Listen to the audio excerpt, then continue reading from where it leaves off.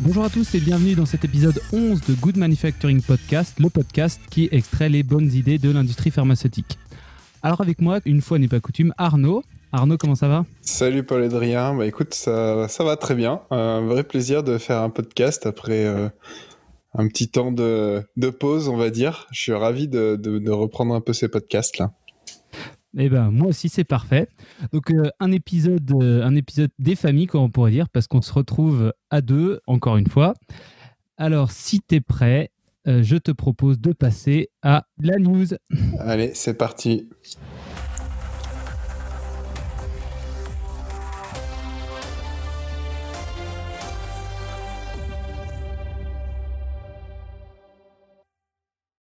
Alors, ce soir, je vais te parler d'une news qui date peut-être un peu, qui date à peu près de février de l'année dernière, où des chercheurs... Oui, un an. Ça date voilà. Un peu. Mais en fait, c'est parce qu'il y a une petite actualité qui a un rapport avec, et aussi ça a un rapport avec certaines news qu'on a fait dans des épisodes précédents. Donc, il faut savoir que des chercheurs du MIT et d'Harvard aux États-Unis ont découvert, grâce à un algorithme d'intelligence artificielle, une nouvelle molécule antibiotique capable de tuer des bactéries résistantes aux antibiotiques traditionnels. Good. Alors, l'intelligence artificielle, ils l'ont utilisée pour rechercher in silico. Donc, in silico, ça veut dire c'est pas in vivo ni in vitro, c'est dans la simulation, par modélisation informatique, quelle molécule serait à même de s'attaquer à certaines bactéries en faisant examiner une bibliothèque de composés chimiques. Donc, c'est une technique qui existe depuis un moment, mais là, ils ont vachement raffiné leur méthode. Et donc, les chercheurs ont entraîné leur modèle à partir de bactéries d'Escherichia coli et ils ont cherché par une bibliothèque de 6000 composés. L'algorithme a trouvé un composé à la structure qui est différente des antibiotiques classiques. C'était une molécule, pour l'histoire, qui était destinée pour le diabète à la base, mais qui avait été arrêtée à cause de résultats assez médiocres sur les essais cliniques. Et donc, ils ont baptisé cette molécule, la lysine, en hommage à HAL, l'ordinateur du film de 2001, Odyssée de l'espace. Assez rigolo. Donc, ils l'ont immédiatement testé sur différentes bactéries, donc par exemple Clostridium difficile, Acinetobacter baumannii et Mycobacterium tuberculosis, et elle s'est montrée assez efficace sur ces bactéries. Il y a juste Pseudomonas aeruginosa qui lui a résisté. D'accord. Donc, il faut savoir que c'est une molécule qui va faire des perturbations dans le pH de la bactérie et entraîner une impossibilité d'utiliser l'ATP. Donc, c'est un mécanisme qui est assez atypique. Donc, les bactéries vont avoir beaucoup de mal à résister à cette molécule. Donc, par exemple, ils ont fait quelques tests et ils ont découvert que même en 30 jours de traitement, les Escherichia coli n'arrivaient pas à faire une résistance, alors que sur d'autres antibiotiques, en 3-4 jours de traitement, boum, c'était réglé. Donc, il faut savoir que la résistance aux antibiotiques, ça pourrait tuer 2,4 millions de personnes en Europe et aux États-Unis et en Australie d'ici 2050. Donc, c'est quand même un problème qui pourrait devenir dans les années suivantes important. Moi, je suis d'accord. Moi, je trouve que c'est un problème qui est vachement inquiétant. Et du coup, je pense que ça fera écho avec l'épisode qu'on va enregistrer très prochainement, quoi. Parce que la production d'antibiotiques et l'antibiorésistance, pour moi, c'est un défi vraiment important, quoi. En fait, on se rend plus compte du confort que nous apportent les antibiotiques au quotidien, quoi. Donc, est-ce que tu sais comment ça marche, l'antibiorésistance ? Waouh. Attends, tu me renvoies à mes cours de la fac, là. Franchement, je préfère que tu me réexpliques parce que je voudrais pas dire de bêtises. Alors, j'ai quelques notions, mais je me rappelle plus trop dans le détail, quoi. On va aller rapidement. Donc, les antibiotiques, c'est des médicaments qui sont utilisés pour traiter ou prévenir les infections bactériennes. Donc, c'est important de le préciser, les infections bactériennes. Et donc, la résistance, elle arrive après une administration répétée d'un antibiotique chez un homme ou un animal. Et donc, ça crée des conditions qu'on va appeler des conditions de pression de sélection. Ouais, donc, c'est ça. Donc, ça va favoriser... c'est bon. Ok. Donc, ça va favoriser l'acquisition et la dissémination de souches résistantes aux antibiotiques. Voilà. Donc, c'est bien la bactérie et non l'être humain ou l'animal qui va devenir résistant à l'antibiotique. Donc, elle peut alors provoquer chez l'homme ou l'animal des infections plus difficiles à traiter que des bactéries non résistantes. Pourquoi ? Parce que du coup, forcément, on va donner un premier antibiotique, puis un deuxième, puis un troisième, etc. Ça ne va pas fonctionner et ça va s'aggraver. Ouais, c'est le principe de la sélection naturelle, quoi. Exactement. On sélectionne antibiotiquement parlant les souches qui vont y résister. Voilà, donc ces résistances, elles résultent soit d'une mutation chromosomique, donc c'est une modification des gènes déjà présents, soit l'intégration d'un petit brin d'ADN circulaire qui se transmet de bactérie à bactérie, c'est-à-dire c'est le plasmide.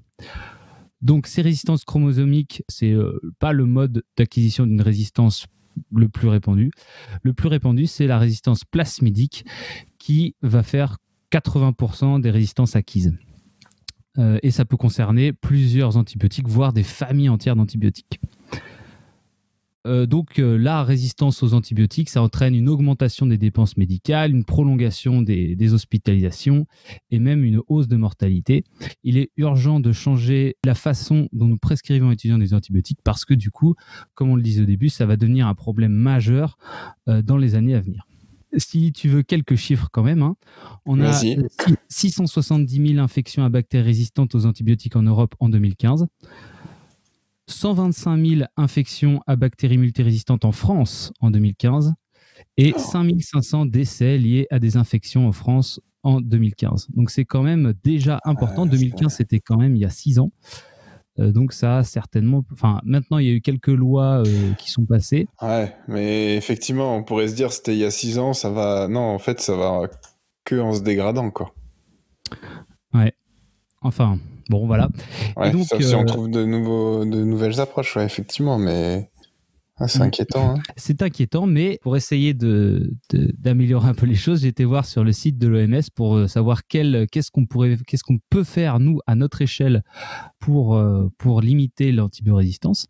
Donc, c'est première chose, n'utiliser des médicaments que lorsqu'ils sont prescrits par un professionnel de santé qualifié. Ne jamais exiger d'antibiotiques si le professionnel de santé vous dit que vous n'en avez pas besoin.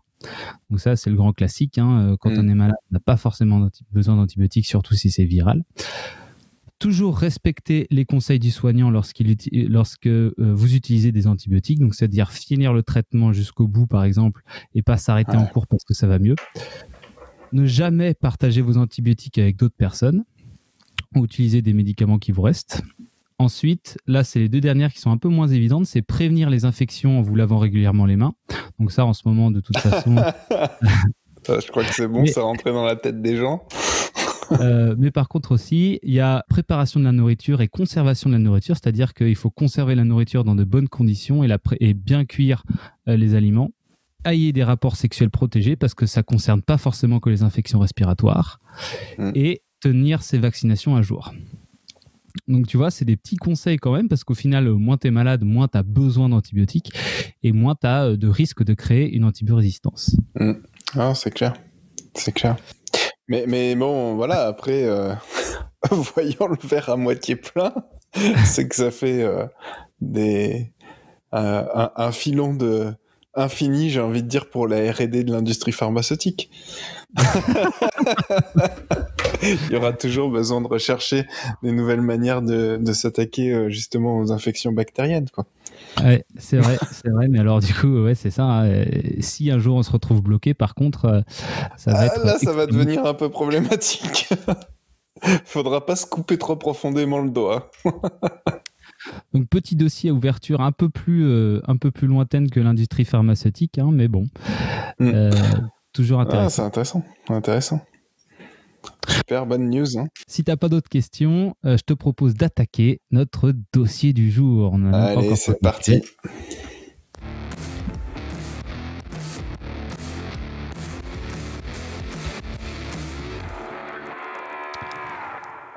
Alors aujourd'hui, Arnaud, je te propose de parler d'un élément qui devrait être à la disposition de chacun, un outil essentiel qui connecte tous les autres et qui permet d'aborder sereinement des sujets comme la documentation, la formation, l'analyse de risque, etc.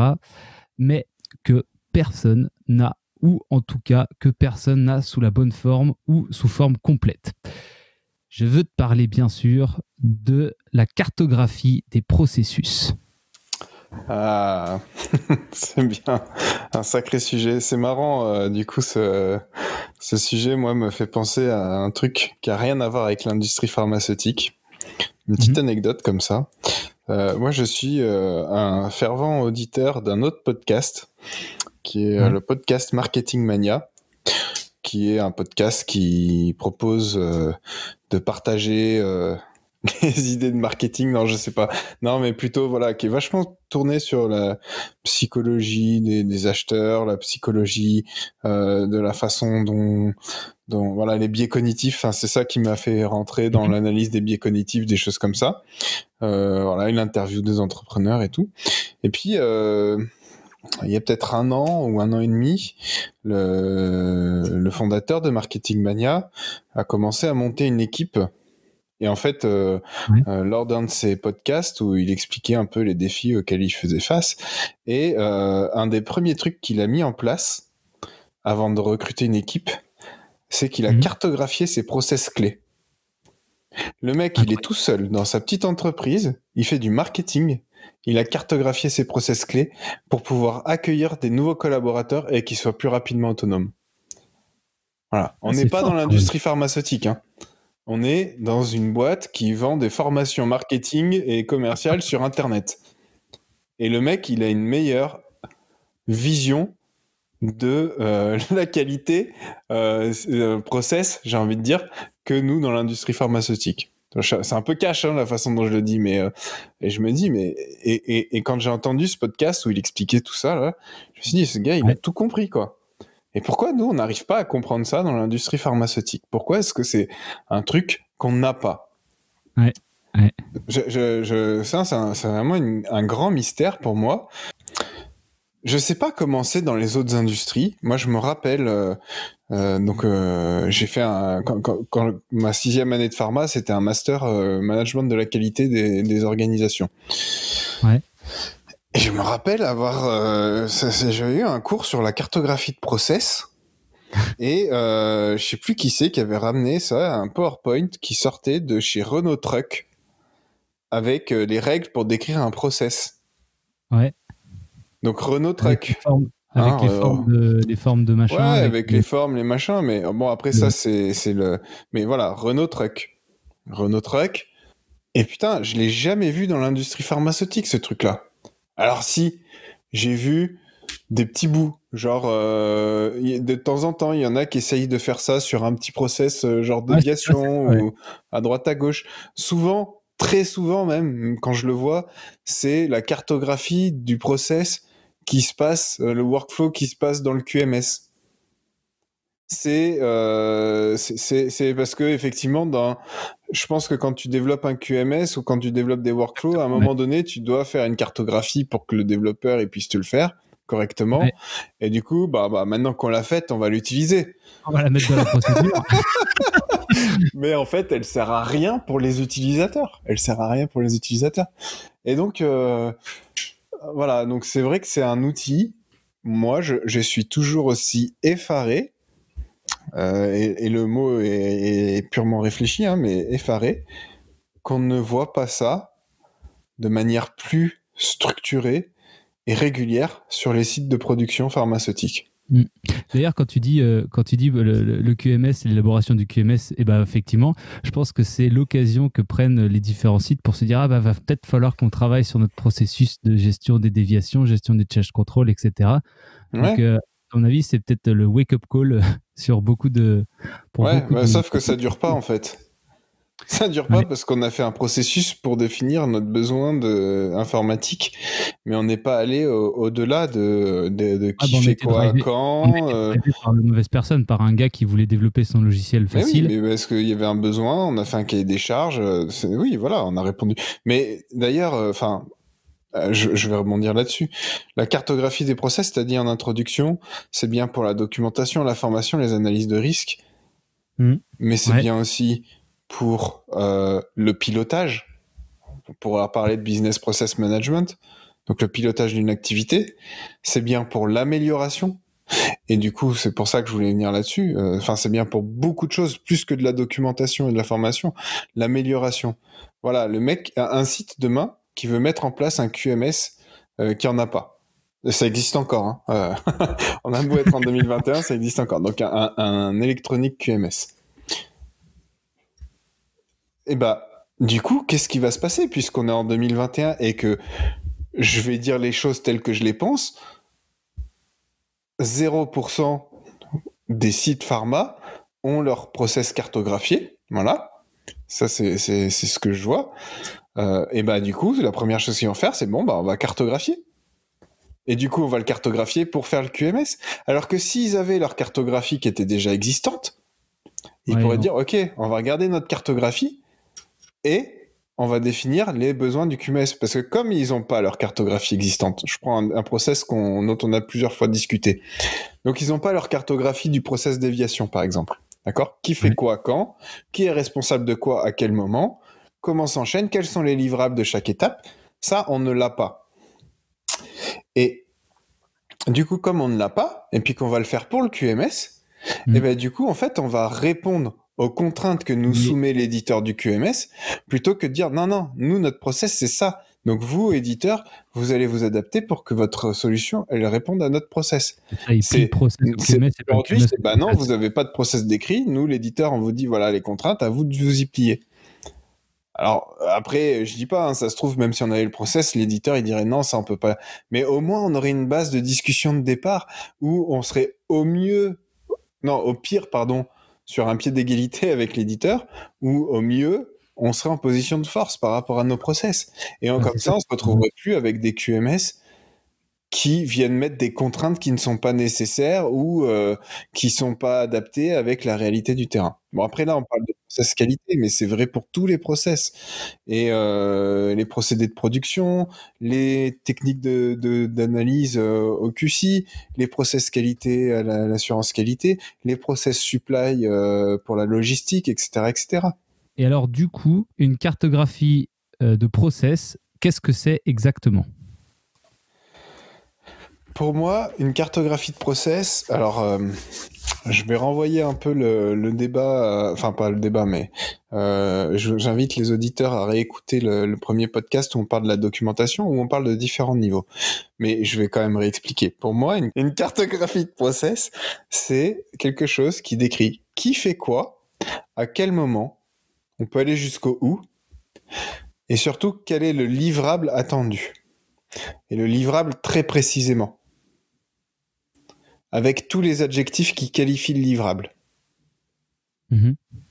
Parce qu'une fois que tu as bien identifié tous les adjectifs qui qualifient le livrable, tu peux être sûr que derrière, quand toi, tu as une action à faire, bah là, tu sais ce que tu dois livrer à la personne d'après, par exemple. Ouais. Et donc, je prends un exemple tout bête. Un livrable, ça peut être une déviation clôturée. Ou ça peut être une déviation avec une analyse d'impact réalisée et tous les impacts gérés, plus une cause racine trouvée. Et une CAPA. Et une CAPA définie. La différence, on a caractérisé le livrable plus précisément. Donc, on sait derrière qu'est-ce qu'on doit faire dans notre process quand on veut le décrire, quand on veut le constituer. Et si c'est bloqué, on sait qui relancer. Exactement. Et donc, pour moi, une cartographie process, c'est quoi ? C'est un enchaînement d'opérations, le quoi, avec alors, je vais peut-être pas rentrer dans le détail on pourrait présenter ça sous forme de racine, mais avec le qui fait quoi quand. Donc le qui, les rôles et responsabilités, quoi. Et le quand, donc c'est l'enchaînement. C'est telle personne va faire telle opération à tel moment, puis après c'est telle personne qui va faire telle opération à tel moment. Si tu veux, je peux rapidement te dire quelques mots sur le RACI. En gros, le RACI, c'est quoi ? C'est différents rôles pour chaque opération. On part du principe que sur une opération, il peut y avoir une personne qui va être responsable de réaliser l'opération, c'est le R. Une personne qui est accountable, donc qui est garant de la réalisation d'un ensemble d'opérations les uns après les autres, c'est la personne, oui, voilà, enfin, qui est garant, quoi. C'est moi qui m'assure que l'ensemble se fait. Par exemple, le process owner déviation, c'est lui qui va être garant que l'ensemble des opérations sont bien respectées, etc. Donc, il n'est pas responsable d'une action, il est responsable de l'agencement de l'ensemble des opérations et de s'assurer que tout est bien réalisé comme ça doit être fait.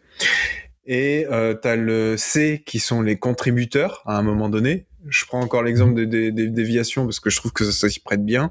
Mais voilà, quand tu fais la recherche de cause racine, le responsable, c'est l'investigateur. Les contributeurs, c'est tous les experts, experts maintenance, experts machin, truc, tu vois.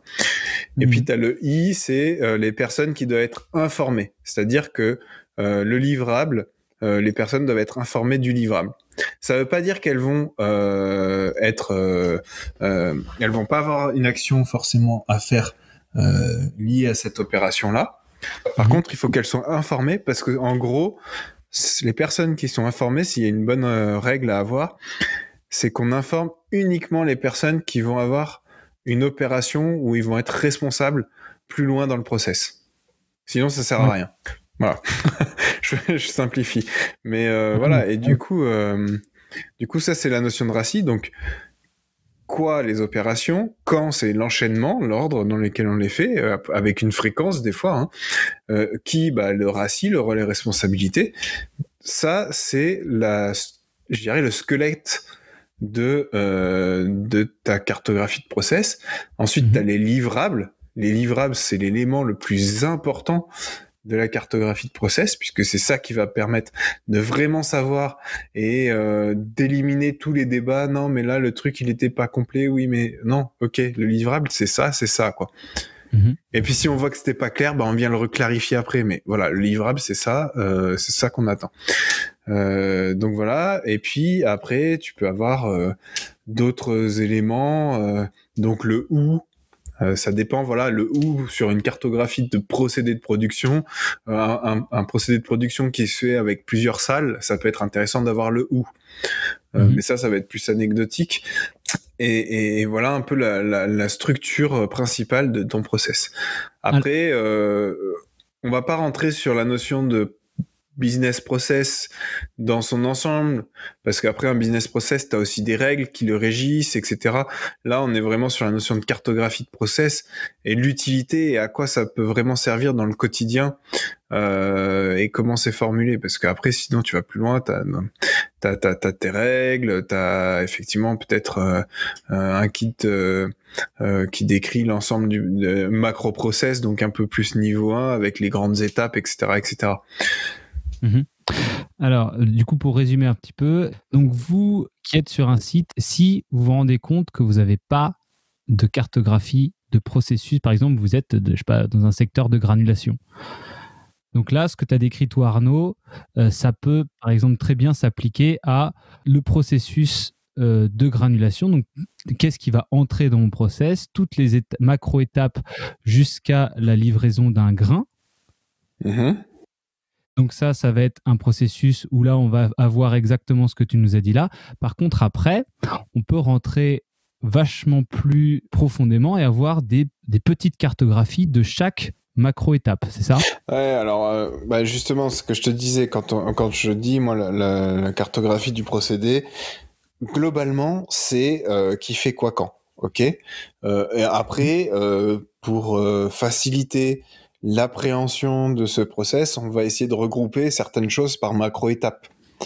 Mais quand tu vas sur la cartographie de l'enchaînement qui fait quoi quand, sur un procédé de production, comme tu l'as proposé, ton opération, ça va être vraiment à un niveau de détail quand même assez poussé, comme paramétrer le granulateur. Et là, tu peux avoir même tes paramètres en fonction du produit. Tu vois, ça c'est une opération. Alors que macroscopiquement, tu vas être plus sur les étapes, les macro-étapes, et ça peut être d'ailleurs les macro-étapes, c'est préparation avant production, tu vois, et puis après tu peux avoir les différentes étapes en fonction de ton type de granulation, quoi. Et donc, ça, c'est un premier travail qui peut être intéressant de faire pour un stagiaire qui n'a pas forcément d'expérience. Ouais, il n'y a pas forcément besoin de... Enfin, après, c'est En fait, moi, je pense qu'il y a pas forcément besoin d'expérience sur le process en lui-même, mais je pense qu'il faut avoir quand même quelques règles de standardisation de la façon dont on décrit les process. Juste parce que, effectivement, des fois, il y a des sites où, très bon exemple que tu as pris, ils ont pris un stagiaire, on va cartographier nos process, et puis ils ont fait un petit bout de cartographie à droite, et puis il y a un autre stagiaire à gauche qui a fait un autre bout de cartographie, mais qui ressemble pas du tout à la première, et puis un autre encore, tu vois, et du coup tu te retrouves avec 3 petits morceaux de cartographie sur un petit bout d'activité, qui sont complètement déconnectés les uns et les autres en forme, en compréhension, et du coup finalement c'est pas mieux pour comprendre et pour appréhender le process, quoi. Donc il faut avoir une démarche holistique, c'est-à-dire globale, de se dire ok, à partir de maintenant, même si on va pas dire du jour au lendemain, maintenant j'ai tous mes process décrits, mais à partir de maintenant, on va commencer à décrire nos process. On va le faire petit à petit, mais par contre, on va le faire en respectant certaines règles de formalisation des process pour que ça soit clair par tout le monde et compréhensible, et que ce soit Pierre, Paul ou Jacques qui arrive, il prend le truc et il sait comprendre la cartographie du process. Quel que soit le procédé, quel que soit le processus, est-ce que c'est une technique de contrôle, est-ce que c'est un procédé de production, est-ce que c'est un process qualité, un process logistique, un process RH, un process... Voilà. Et du coup, il faut avoir un truc assez simple, mais standardisé. Mmh. Pardon, excuse-moi. Et en fait, donc là, on parle de stagiaire, c'est un bon exemple. Tout le monde a eu son premier jour dans une entreprise. On a tous fait notre premier jour sur un site de production pharma. Sauf s'il y a des étudiants qui nous écoutent et qui le feront plus tard, mais... Et on a tous été confrontés à ce truc de « Waouh, je comprends rien là, ce qui se passe autour de moi. » Tu vois, enfin, t'arrives et tu mets... Et du coup, ça prend du temps à appréhender pour n'importe quelle personne qui rentre. Ce temps-là, c'est du temps... Alors, on aura toujours un peu de mal à appréhender certains concepts et tout, mais c'est du temps sans valeur ajoutée. Tout le temps qu'on passe à essayer de comprendre comment sont organisés les process. Pourquoi est-ce que je fais ça à tel moment? Qui c'est qui va me livrer ça? Qu'est-ce que je dois livrer à l'autre? À qui? Quand est-ce que je livre? On met un temps fou à appréhender ça dans notre prise de fonction. Et ça n'a zéro valeur ajoutée. Et du coup, ça fait perdre un temps fou dans la formation des personnes qui arrivent dans l'entreprise. Et on a tous été à cette place-là et à être pas à l'aise pendant un certain temps à essayer de comprendre de quoi nous parlent les gens et de comment se font les choses sur le site. On l'a tous été. Et nous, aujourd'hui, en tant que consultants, on l'est encore plus parce qu'à chaque fois qu'on va sur un nouveau site, c'est pareil. On est obligé de le faire pour nous-mêmes, en fait. C'est ça, mais on est obligé, mais bien sûr. Mais voilà, et pourtant, c'est tout bête, hein. Mais je reprends encore le process déviation. Moi, j'en ai vu combien des process déviation sur des sites? Enfin, je sais plus, je compte plus. Mais chaque site a sa petite particularité à droite. C'est qui fait ça? Donc, le concept, macroscopiquement, d'un process déviation, c'est le même partout. Mais dans le qui fait quoi quand, chaque site est unique. D'accord? Si je prends une analogie, tu prends un être humain, et tous les êtres humains, ils ont 2 jambes, 2 bras, une tête, un nez, des yeux, etc. Mais par contre, l'ADN, elle est différente pour chaque être humain, quoi. C'est pareil. Le process déviation, il est le même partout. Le process granulation, c'est le même partout. Sauf que après, quand tu vas dans le qui fait quoi quand, les paramètres, etc., là, c'est différent pour chaque. Et donc, c'est là où je voulais en venir avec mon stagiaire. J'y tiens, mais en fait... Vas-y. Exactement comme tu l'as dit, c'est pas un stagiaire de faire ça. Pour moi, la cartographie des processus, c'est quelque chose... Il faut impulser ça au niveau pratiquement de direction pour réunir des gens qui vont y penser un petit peu avant. Ils vont définir des standards sur comment on doit faire. Et après, du coup, il y aura des processus aussi variés, comme tu as dit, que RH, que supply, production, etc. Donc, comment les organiser pour qu'ils soient cohérents ensemble?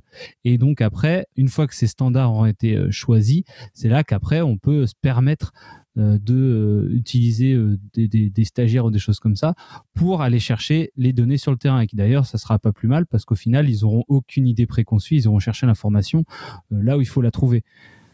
Mais par Alors, contre, ça me fait penser à plusieurs choses que tu viens de me dire.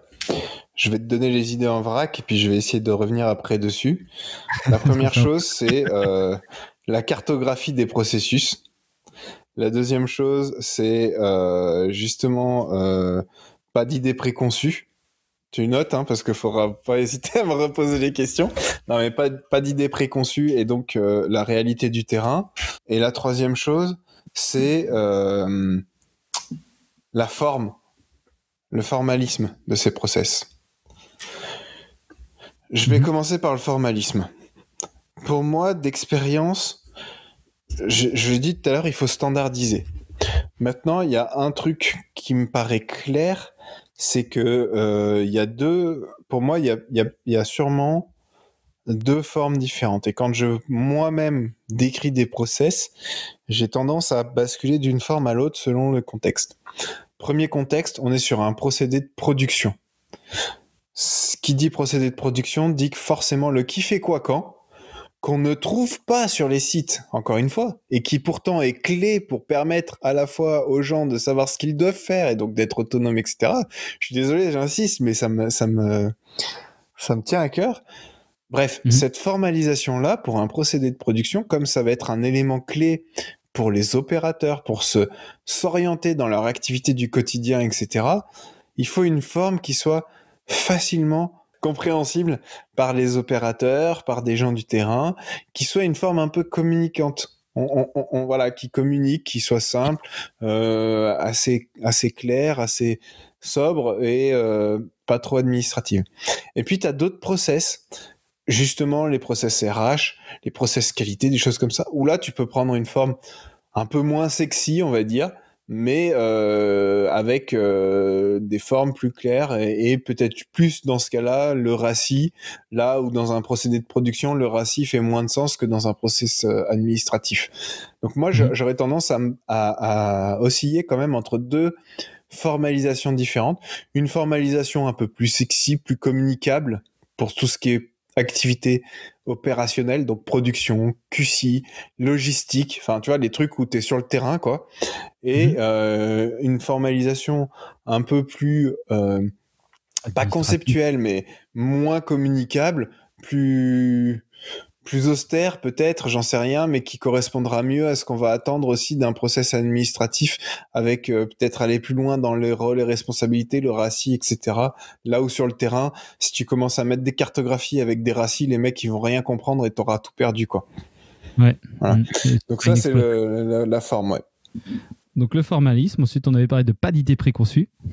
Ouais, pas d'idées préconçues. Ça, c'est le premier, le risque principal quand tu vas commencer à vouloir faire de la cartographie de process, c'est de décrire comme on aimerait bien que les choses soient faites. Ouais, ou croire que tu sais, ouais, exactement. Ou que, voilà, croire que tu sais. Et c'est une erreur. Ce qu'il faut, c'est décrire comme les choses sont réellement faites. Et là, tu vas pouvoir dire, ok, je vois comment c'est fait pour de vrai, et là, je vois, tiens, il y a un petit problème de performance, tiens, un petit problème de qualité, là, dans la façon dont on fait les choses réellement. Ok, mais n'allez pas décrire comme il faudrait que ça soit fait et respecter les règles de qualité. Décrivez comme c'est fait, réellement. Allez faire en sorte que derrière, ça soit mieux pour la qualité ou la performance.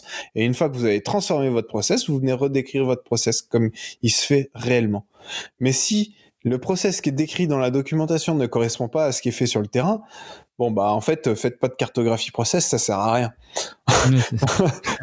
Ça sert à rien, ça servira, voilà, enfin, franchement, ça servira à rien.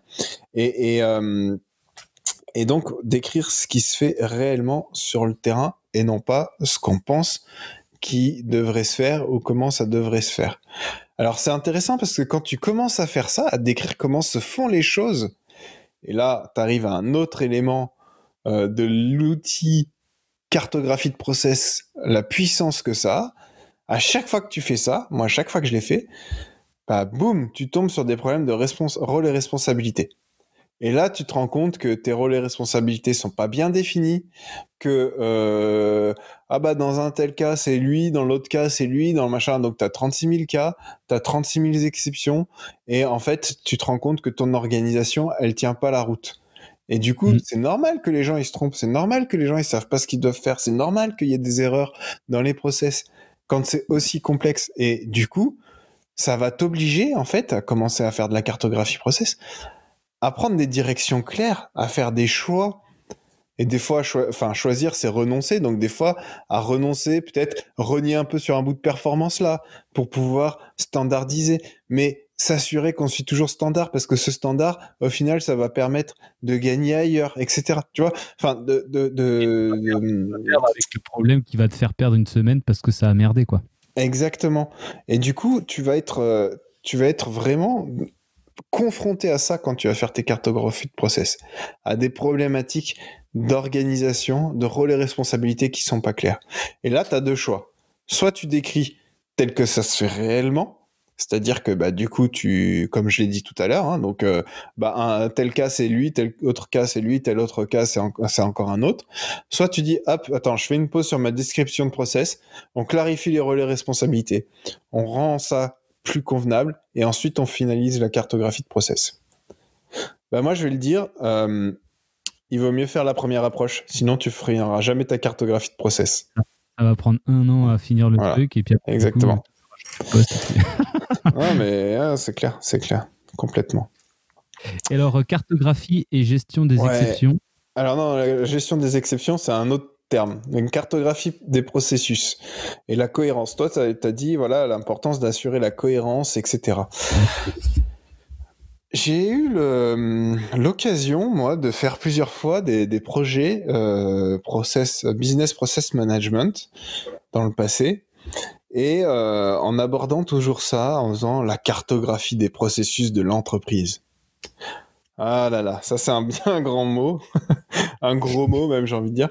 Alors après, voilà, j'en ai vu des cartographies des processus avec les process de réalisation, les process support, les process de pilotage, etc. Machin. Oh là là, ça sert à rien. Enfin, je suis désolé, je le dis un peu cash, mais ça sert à rien comme ça. Alors moi, j'ai essayé de rentrer dans le truc en disant, ok, on va essayer d'aller dans un truc où ça sert vraiment à quelque chose, et donc en fait rentrer plus dans le process de réalisation, essayer de vraiment définir l'enchaînement avec les livrables, parce que les livrables c'est ça qui va permettre de faire en sorte que ça sert à quelque chose. Donc tu sors une belle cartographie. J'ai quelques idées comme ça de missions que j'ai pu faire où on avait des super cartographies très très adaptées à la réalité du site de production, tu vois, vraiment dans le détail. On n'était pas pas trop dans le détail non plus, mais on n'était pas dans je produis, je développe, je livre, tu vois, ou pour les process de réalisation, où des fois tu vois ça. Non, on était allé dans un truc avec les différents échelons, les différentes étapes au niveau de l'entreprise, avec les livrables, etc. Et puis après, tu te dis, bon, allez, maintenant, je vais prendre tel process, et puis je vais aller le décrire. Et en fait, ça marche pas. Ça marche pas parce que je sais pas. Pourtant, je crois que d'ailleurs c'est quelque chose qui est une culture plutôt européenne, de vouloir partir de la macro vision et d'aller après dans le détail. Et moi je l'ai fait ça plusieurs fois, et au bout d'un moment t'arrives et tu te dis putain, justement comment je fais pour assurer la cohérence entre mon process A et mon process B, et à un moment donné en plus j'ai des exceptions dans tous les sens, et du coup et puis quand tu vois la cartographie macroscopique des process, la cartographie des process de l'entreprise, toi tu prends peur, tu te dis mais waouh, il y a tout ça à faire. Et souvent du coup ce qui fait que ça marche pas, c'est que tu vas pas au bout de ton projet, quoi. Et moi tous les projets que j'ai fait là-dessus, on a toujours fait au mieux une cartographie des process plus la description d'un process proof of concept, et basta. Et l'entreprise derrière n'a rien à déployer de plus. Moi, je l'aborderai pas comme ça. Je ferai vraiment plus comme ça maintenant. Je ferai plutôt en mode, ok, on va définir les règles de formalisation pour que tous les process demain soient formalisés sous la même approche. Limite même, tu crées un peu ton équipe d'experts description de process. Voilà. Et puis après, tu fais, ok, maintenant, je vais aller décrire, tiens, mon process de granulation. Et puis après, tiens, je vais aller décrire mon process de déviation. Et puis, tiens, je vais aller décrire mon process, je sais pas, d'intégration d'un stagiaire. Et puis, donc, tu vois, faire plein de petits process à droite, à gauche, et petit à petit, tu augmentes un peu ta bibliothèque de process au niveau de l'entreprise. Et le jour où tu en as suffisamment, là, tu vas commencer à les structurer les uns avec les autres. Ouais. Mais vraiment, partir de la vision macro pour après redescendre, ça marche pas. Et donc, c'est sûr qu'aujourd'hui, quand tu es sur des sites de 500 personnes ou des trucs comme ça, commence à décrire, mais même d'ailleurs des sites plus modestes, d'écrire les process, waouh, c'est un sacré chantier. Mais en même temps, c'est un chantier qui devrait être en fait la priorité de tous les sites, parce que avoir les process, ça permet de tout faire, ça permet de piloter, ça permet d'intégrer des nouveaux plus rapidement, ça permet de plus facilement investiguer les déviations, ça permet d'avoir des documents beaucoup plus efficaces, ça permet d'avoir des formations plus efficaces, ça permet d'identifier les goulots, ça permet tout, c'est la base. Et ça permet d'identifier et d'arrêter de traiter de la même manière les exceptions que le process standard. Je fais la transition. Ouais, non, ça c'est un autre truc. Effectivement, tu m'en as parlé là tout à l'heure, ça m'a fait penser à ça. Mais c'est un truc que j'ai pas mal mûri ces dernières années justement. Et quand on essaye de d'écrire des process, t'as toujours ah oui, mais alors dans tel cas on fait ça. Et puis dans tel autre cas, on fait ça. Et puis dans tel autre cas, on fait ça. Et puis une fois, il nous est arrivé. Ouais, voilà. Et du coup, on a mis cette règle-là parce qu'une fois, ça nous est arrivé, machin. Et je voulais faire une vidéo sur la chaîne YouTube sur ce sujet-là, mais comme j'ai pris un peu de retard sur les vidéos, je l'ai pas faite. Donc c'est bien qu'on en parle aujourd'hui. C'est la gestion des exceptions. Ce qu'il faut comprendre, c'est qu'une entreprise, on peut complètement la modéliser par des process. Ça, c'est pas un problème. Par contre, on peut le faire que si on veut modéliser la marche standard. La marche standard, c'est le process décrivant les 80% des cas. C'est le fameux Pareto. Puis on a 20 autres pourcents qui vont être répartis en plein d'autres cas ponctuels qui pourraient se produire. Voilà, ton process, c'est 80% du temps, il se produit comme ça. Et il doit se produire comme ça. Et puis tu as 20%. Ouais, d'un process à l'autre, c'est peut-être 10, 15, 20, bon, bref, avec plein de petits cas à droite, à gauche.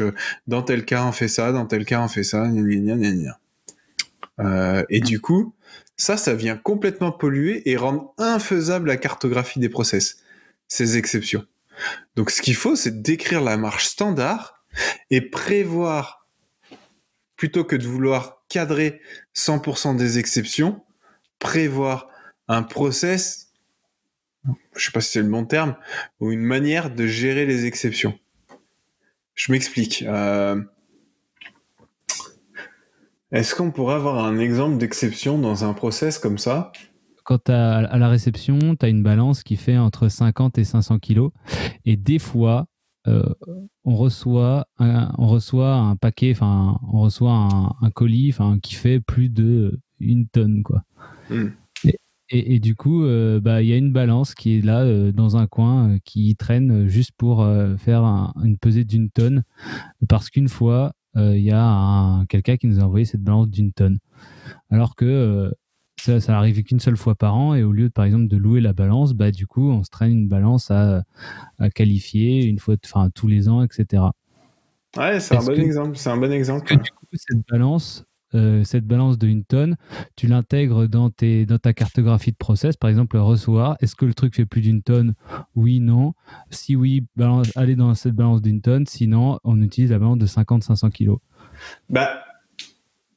C'est intéressant parce que du coup, moi, la façon dont je l'aurais géré, donc là, dans ton exemple, la balance d'1 tonne, maintenant, elle fait partie du fonctionnement, elle est là, parce que justement, tu t'es pas dit, t'as voulu standardiser ce truc qui t'arrive une fois par an. La façon dont on gère les exceptions, c'est plutôt de se dire, ok, j'ai mon process, il est calibré pour peser en réception entre 50 et 500 kilos, et je prévois, tiens, si je reçois plus, alors, je sais pas, on prévoit un process dévié. qu'est-ce que j'entends par process dévié? Est-ce qu'il faut forcément, par exemple, avoir prévu les formulaires de quand tu prévois, quand t'as un truc qui sort de tes specs? Moi, je pense pas. Moi, je pense qu'on peut très bien se dire, ok, si je reçois un truc qui est entre moins de 50 kilos ou plus de 500 kilos, on réunit les justement contributeurs, le responsable, enfin bref, on réunit les 3-4 personnes qui vont bien, dont une personne de la qualité. On définit la marche à suivre dans ce cas-là, qui se produit une seule fois, et on décrit un petit protocole rapidement pour ce cas-là. On le signe tous et on fait selon ce protocole pour ce cas-là, qui se produit une fois par an. Alors on va dire ouais, c'est lourd, machin. Non, mais ok, on parle des cas d'exception qui se produisent une fois tous les 36 du mois. Et donc, en fait, on vient alourdir les 80% des cas pour les 20% d'exception. Alors que de prendre le temps de se dire, attends, là, on sort de nos 80%, ok, on se réunit à 3-4 personnes qui ont été identifiées, qui sont les décisionnaires face aux exceptions, donc quelqu'un de la qualité, on définit au cas par cas la façon de gérer cette exception auquel on fait face, et on s'accorde là-dessus, et la qualité va s'engager, etc., etc. Ben, ça marche, et au final, ça sera bien moins lourd que d'avoir alourdi les 80% des cas avec des marches à suivre et des formulaires qui permettent de cadrer tous les 100% des cas. Et ce truc-là, tu le traces comment alors? Comment ça, tu le traces comment? Qu'est-ce que tu fais? Enfin, je veux dire, quand tu dis tu te réunis à 3-4 personnes, dont une personne de la qualité, tu fais quoi comme genre? Tu fais pas une procédure, tu fais pas un formulaire, du coup, tu fais quoi? Un protocole. Et après, du coup, tu le mets ça dépend des sites. Il y en a, ils vont appeler ça une dérogation, un protocole, un machin. Ça, je m'en fous du terme. Mais tu peux. Enfin, ça, c'est un autre truc. Et qu'est-ce qui t'empêche de définir justement, comme tu as un process de change control, un process de déviation, un process d'exception? Parce que tu as des rapports de déviation. Parce qu'on a cadré ce truc-là. Une déviation, c'est que tu dérives par rapport à un process et que t'as pas fait comme tu devais faire dans ton process. Bon, bah une exception, c'est que tu as décidé de ne pas faire comme dans ton process parce que c'est quelque chose d'exceptionnel. Tu pourrais très bien avoir un process de gestion des exceptions où tu dis, bah voilà, la première chose, c'est quand on est face à une exception, on réunit les stakeholders, les personnes principales, on pourrait très bien identifier et rédiger un espèce, comme un rapport de déviation, bah, un protocole en disant, qui décrit, bah, on fait ça, ça, ça, et après, on s'assure de telle manière qu'on a bien fait ça, ça, ça. Tu vois ce que je veux dire? Ouais, bah c'est une déviation planifiée. Ouais, une déviation planifiée, mais un truc un peu plus simple quand même. Et qui pourrait s'appliquer à n'importe quel process. Ouais, c'est vrai. Voilà, enfin, je pense que c'est une déviation planifiée, c'est un peu. Alors déjà, tous les sites n'en ont pas, et puis il y en a qui ne veulent pas avoir ça, et je peux les comprendre. L'exception, des fois, c'est un peu comme une déviation, justement. L'exception, des fois, tu peux pas l'anticiper, alors qu'une déviation planifiée, c'est que tu anticipes de dévier, donc voilà. Mais des fois, voilà, tu l'anticipes pas. Et du coup, il faut que tu sois aussi réactif. Et autant peut-être que si c'est une exception sur un process de prod où il faut voilà l'approbation effectivement de la qualité et donc de les personnes qui vont être engagées dans la libération, etc., etc. Bon, bah là, c'est un truc un peu plus formalisé. Autant si c'est justement, j'ai reçu un colis qui fait 10 kilos au lieu de 50 kilos, et c'est un colis qui est pas du tout une matière première ou un truc comme ça, je sais pas, c'est pas prévu dans mon process. Là, il faut que tu puisses être réactif sur la gestion de l'exception, quoi. Bah moi, je suis pas d'accord avec toi sur les déviations planifiées. C'est-à-dire que je trouve qu'un site qui arrive à faire plein de déviations planifiées, ça veut dire que les gars, ils connaissent vachement bien leur processus et ils savent anticiper que là, il va y avoir quelque chose. Du coup, ils ouvrent une déviation planifiée et ils règlent le problème. Ils peuvent analyser tranquillement les impacts du problème, enfin, au final de l'exception qui va arriver. Et du coup, je trouve ça vachement plus mature en termes de gestion des problèmes que pas l'anticiper et te retrouver un peu le nez dans la mer de dernier moment, quoi. Alors je sais pas trop pourquoi t'as dit que t'étais pas trop d'accord avec moi, parce que ce que tu viens de dire, je suis tout à fait d'accord. J'ai juste dit, moi, de mon côté, que je trouve souvent que le process de déviation planifié manque de réactivité. Ça permet d'anticiper un problème que tu as vu arriver, mais des fois, une exception, c'est comme une déviation, ça peut popper comme ça d'un coup, boum, ah tiens, il se passe ça, ok, c'est quelque chose qui est exceptionnel, on va le cadrer par une manière de faire. Tu vois, enfin, la déviation planifiée, en règle générale, un peu comme une déviation, tu vas avoir un truc un peu lourd pour anticiper et donc tu manques de réactivité. Ça s'applique très bien à des trucs, à des process, encore une fois, très cadrés, mais il faut aussi avoir de la flexibilité pour d'autres process. Et hors peut-être même si on veut dire des process qui sont hors JMP, parce que faut pas croire que justement la cartographie des procédés, c'est pour répondre aux besoins JMP. Non. La cartographie des procédés, c'est pour répondre aux besoins de l'entreprise.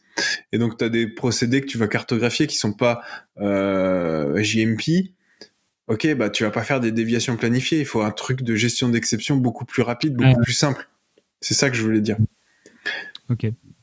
Et c'est toujours pareil. En fait, il faut se poser la question, pourquoi est-ce qu'on a besoin d'une cartographie des procédés ? Si la réponse qui vient à l'esprit, c'est parce que c'est les exigences, l'inspecteur qui nous a demandé. C'est tout faux. Et d'ailleurs, c'est marrant. Je crois que les BPF, elles demandent pas d'avoir des cartographies des procédés, parce que si les BPF le demandaient, je suis sûr qu'on en aurait partout dans les industries pharmaceutiques. Et pourtant, c'est dans la norme ISO 9001. Alors, c'est pas forcément bien appliqué, mais c'est quand même une demande, quoi. Mais oui, c'est une approche processus. L'approche d'ailleurs, ils sont en train de revenir un peu en arrière avec tout ça. Ils se sont scindés au départ des bonnes pratiques de fabrication. Et avec les ICH, du coup, ils citent maintenant les normes ISO 9001 parce qu'ils se sont rendus compte que on avait perdu tout cet aspect processus de gestion par le processus dans l'industrie pharmaceutique. Ouais, complètement. Et franchement, c'est quoi là, on peut peut-être aussi poser un peu quelques utilisations qu'on pourrait avoir de ces cartographies de procédés, quoi, ou de processus, tu vois. Je pense que c'est intéressant aussi de se dire à quoi ça pourrait servir, parce que c'est ça qui fait qu'on n'en a pas. C'est qu'on en fait, on réfléchit comme d'habitude, on réfléchit à répondre aux exigences BPF et on répond pas au pourquoi est-ce qu'on fait les choses, quoi. Et donc, le pourquoi est-ce qu'on a besoin d'une cartographie de procédés. Moi, je vais te donner plusieurs exemples. Exemple numéro 1. Quand tu fais une investigation de déviation, à un moment donné, tu as une dérive par rapport à un process. C'est quoi ton process ? Alors, toi, tu le sais, machin, tu vas récupérer dans 36 documents les trucs, comment ça aurait dû se passer, j'en sais rien. Si tu avais ta cartographie de process, boum, tu arrives, dans ton rapport d'investigation, allez hop, mon process c'est ça, il s'est passé ça, et puis quand tu montes à l'inspecteur, mais c'est facile, tout le monde le comprend, quoi. Donc t'as tout gagné sur ton investigation. Quand tu vas vouloir faire approuver ta déviation, tu vas même plus rapidement aller dans ton investigation, dans ta recherche de cause, donc tu vas faciliter l'amélioration. Premier exemple. Deuxième exemple, l'analyse de risque.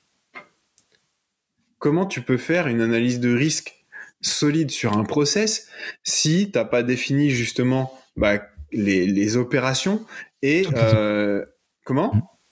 Toutes les opérations. Toutes les opérations, exactement. Et comment tu peux faire une analyse de risque ? C'est trop simple, quoi. Mais effectivement, comment tu peux faire une analyse de risque quand t'as pas ça ? On y arrive, mais c'est dur.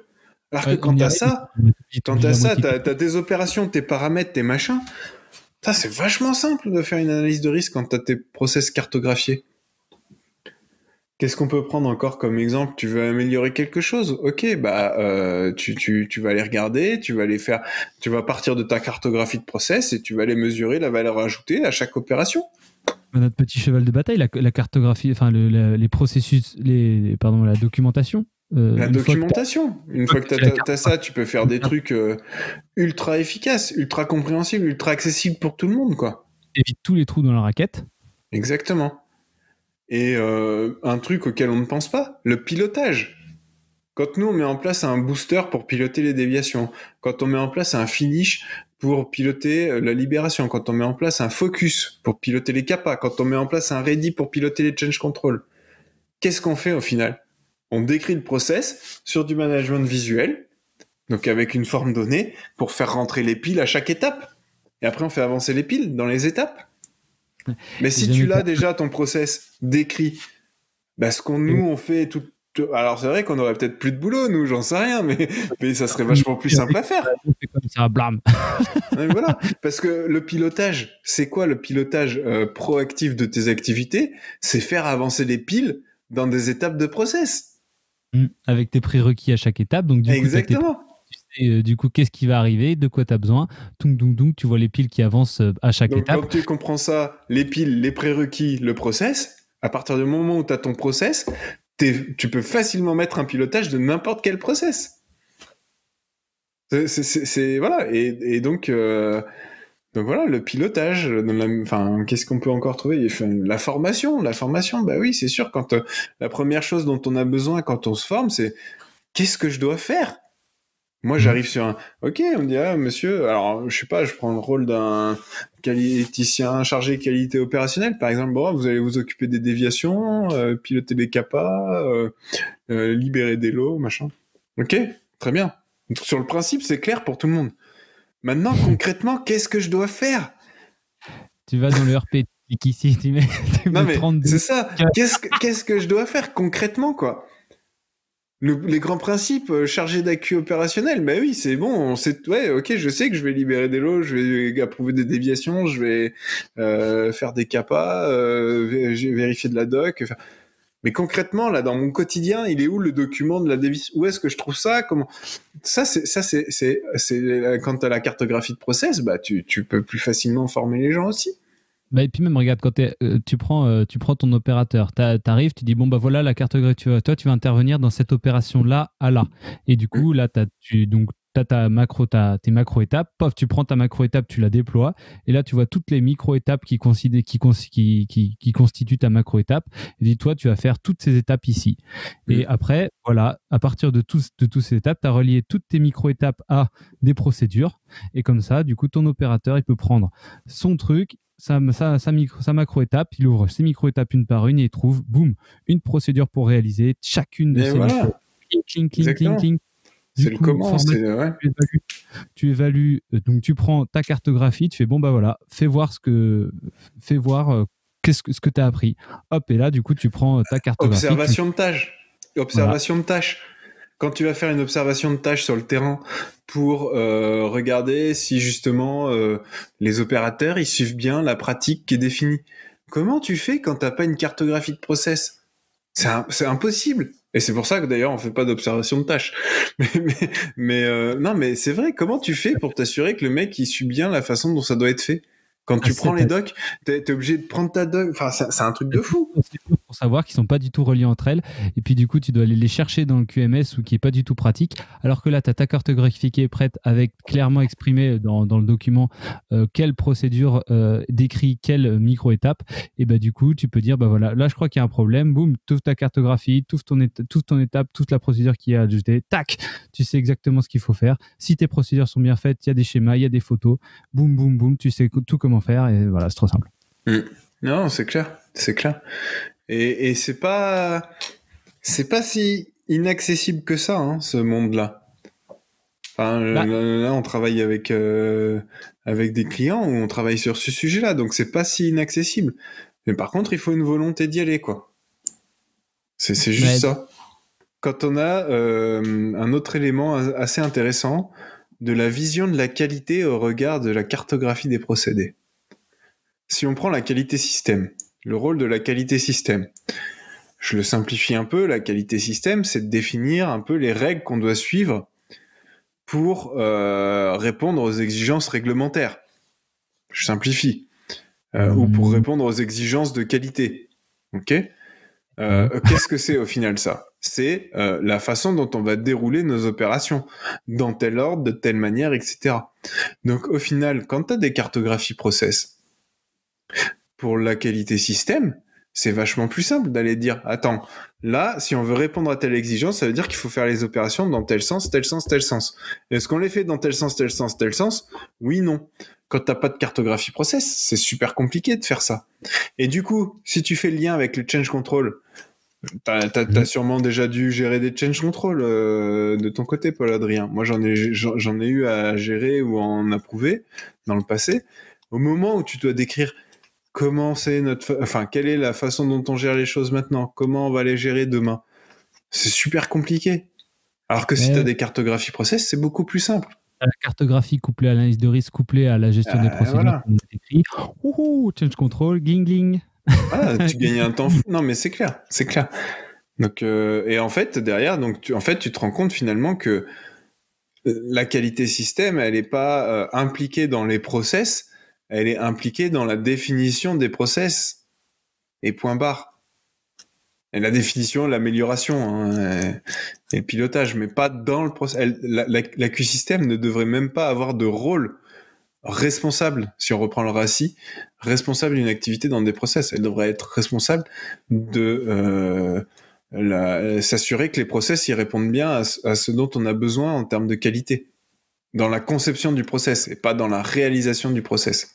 Je parle de la qualité système. Après, tu peux avoir la qualité opérationnelle qui va avoir un rôle de s'assurer dans la réalisation du process qu'on a bien fait les choses, tu vois. Et d'ailleurs, ça fait le lien avec ce qu'on disait sur l'observation de tâches. Une des meilleures manières de s'assurer qu'on a bien réalisé notre process, c'est de faire des observations de tâches. C'est pas de faire des contrôles a posteriori. Voilà. Enfin, du coup, je voulais aborder aussi cette vision de la qualité système. On pourrait en parler longtemps sur cette vision de la qualité système, mais c'est vrai que c'est assez intéressant Alors, on pourrait essayer si vous êtes dans la qualité système, enfin si vous êtes responsable qualité système et que vous voulez intervenir dans notre podcast, ça sera intéressant de décortiquer un peu le rôle de la qualité système, parce que je suis sûr que au final, ça intéresserait beaucoup de gens de savoir ce que ces gens-là font, parce que c'est des fois un peu mystérieux, je pense, pour certaines personnes. Je suis d'accord, clairement. L'ange gardien l'ange gardien qui travaille dans l'ombre, qui fait plein de trucs, mais que personne ne sait vraiment ce qu'il fait. Donc, on va arriver à ce moment, ça fait à peu près plus d'une heure qu'on parle. Donc, pour conclure, je te propose de décrire, enfin de récapituler, si on veut se lancer dans une cartographie process, par quoi on commence et comment on se lance. La première chose, ce que j'expliquais tout à l'heure, c'est définir un peu des règles de formalisme du process. La deuxième chose, c'est de monter une équipe d'experts description de process. Des gens qui sont... alors, je dis pas c'est pas une équipe de 50 personnes, mais quand même, il faut quelques personnes là qui vont être... dont le rôle, ça va être d'écrire les process. Et après, j'ai envie de dire, il faut... Défini. Comment ? Qui sont donc bien au courant des règles qu'on a définies. Exactement, et qui sont capables, quel que soit le type de process, de retraduire du process sous la bonne forme. Et ensuite, une fois que tu as ça, t'envoies un peu cette équipe en exploration sur les différents process en fonction de soit la demande des gens qui ont envie de décrire un process en particulier, soit je sais pas, un moment donné, un sujet chaud ou quoi. Donc sans forcément, tu vois, dire ok, on va d'abord faire les process de la prod ou quoi. Non, je pense qu'il faut aussi justement saisir les opportunités, prendre ceux qui ont envie de le faire en premier, etc. Mais en gros, décrire des process au début de manière décousue les uns les autres, et à force d'en avoir de plus en plus, ça va commencer à se relier et petit à petit relier et revenir des fois quand on va vouloir relier un process à un autre sur le premier process qu'on a décrit pour pouvoir faire en sorte que ça soit cohérent. Mais tu vois, sans vouloir se poser la question de dire « Attends, je veux que tout soit cohérent dès le début ». Non, lancez-vous, commencez à faire des process et après vous essaierez de relier les points les uns avec les autres. Ouais, on peut commencer par les processus qui ont, comme je disais, le plus de valeur ajoutée pour l'entreprise. Par exemple, si c'est une entreprise de remplissage de flacons stériles, on peut se lancer dans peut-être le premier processus, c'est le processus de remplissage, quoi.